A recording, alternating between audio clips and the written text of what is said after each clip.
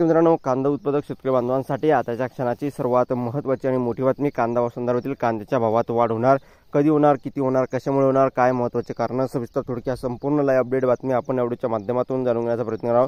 तर महाराष्ट्रातील तमाम कांदा उत्पादक शेतकरी बांधवांना एकच विनंती, व्हिडिओ शेवटपर्यंत बघा. अतिशय महत्त्वाचा व्हिडिओ जर आवडला तर नक्कीच लाईक करा. सांगा चॅनलवरती नवीन असाल तर या ठिकाणी बघितलं तर हवामान आपल्या YouTube चॅनलला सबस्क्राईब करून दुसरा लाईक म्हणजे घंटा नका, जेणेकरून नोटिफिकेशन तुमच्यापर्यंत पोहोचत असते.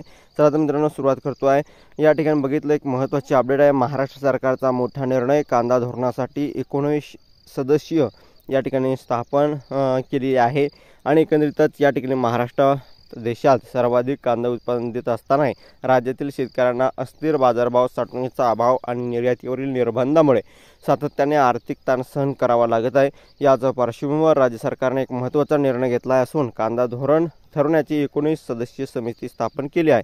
आणि एकंदरीतच या ठिकाणी समितीचे सदस्य हे असणार: पाशा पटेल अध्यक्ष, राज्य कृषी मूल्य आयोग पुणे येथील पणन संचालक, कृषी आयुक्तालयाचे अधिकारी, वखार महामंडळाचे सहसंचालक महात्मा फुले कृषी विद्यापीठ राहुरीचे प्रतिनिधी, अपेडाचे प्रादेशिक प्रमुख प्रशांत वाघमरे, कृषी बाजार तज्ज्ञ दीपक चव्हाण या ठिकाणी बघितलं. त्यानंतर लासलगाव सोलापूर APMCचे सभापती, शेतकरी उत्पादक संघटनाचे प्रतिनिधी, निवृत्ती पणन संचालक डॉक्टर सुनील पवार आदी या ठिकाणी संघटनेचे या ठिकाणी बघितलं तर सदस्य असणार आहे.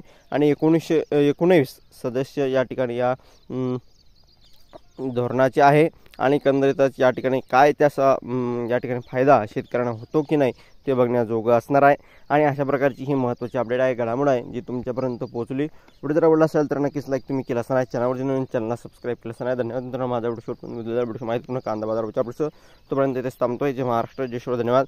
लाईक, शेअर आणि सबस्क्राईब आणि कमेंट करायला विसरू नका. तर भेटूया पुढे, तोपर्यंत इथेच थांबतोय. जय महाराष्ट्र, जय श्री. सबस्क्राईब, लाईक आणि कमेंट करायला सांगा. धन्यवाद.